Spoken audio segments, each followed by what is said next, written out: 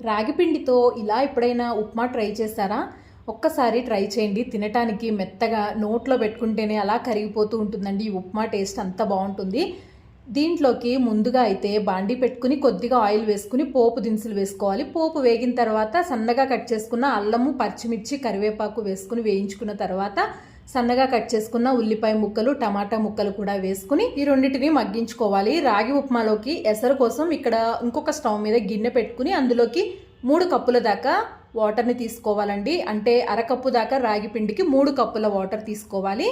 తర్వాత ఇందులోకి ఒక అరకప్పు దాకా రాగి పిండి, ఒక పావు కప్పు దాకా బొంబాయి రవ్వని తీసుకోవాలి, ఉప్మా రవ్వని. ఈ రెండింటిని 2 నిమిషాల పాటు వేయించుకున్న తర్వాత ఉప్పు కూడా ఇక్కడే వేసుకుని కలుపుకుని మనం ముందుగా పక్కన పెట్టుకున్న ఎసరుని కూడా వేసుకుని బాగా ఉడికించుకోవాలి. చివర్లో ఇలా పైనుంచి కొద్దిగా నెయ్యిని వేసుకోవాలి. తర్వాత వేయించుకున్న జీడిపప్పును కూడా వేసుకుని కలుపుకుంటే రాగి పిండితో చేసిన ఉప్మా రెడీ.